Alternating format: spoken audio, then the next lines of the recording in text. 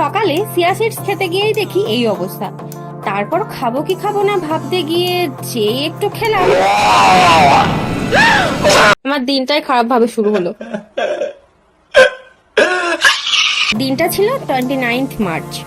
আমি সারাদিন নিরামিষ খাবো, কারণটা ভিডিওটা সবটা দেখলেই বুঝতে পারবে। তারপর একটু জল খেয়ে বেলা 11:30টার সময় বেরিয়েছিলাম ব্যাংকে যাব বলে।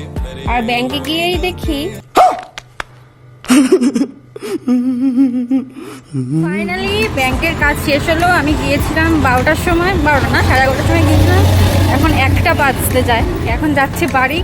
দুপুরবেলা খেয়ে দিয়ে ঘুম থেকে উঠে পেয়েছিল খিদে, তাই কি খাবো ভাবতে ভাবতে খেলাম 1 গ্লাস ছাতু।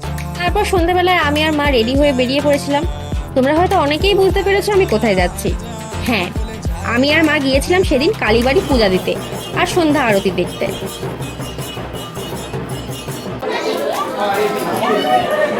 তারপর একটুখানি বাতাসা খেয়ে নিলাম আর প্রসাদ নিয়ে নিলাম। পুজো দেওয়া শেষ, এখন যাব বাড়ি। খুব ভালো লাগলো পুজো দিয়ে।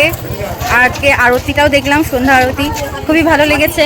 বাড়ি যেতে যেতে পথে আবার মায়ের দর্শন। বাড়ি চলে এসেছি, দেখতে পাচ্ছ মুখের অবস্থা। হেঁটে এসেছি গরমের মধ্যে, তাই এরকম ঘেমে গিয়েছে। রাতে ওটসের সাথে প্রসাদ মিশিয়ে খেয়ে নিলাম।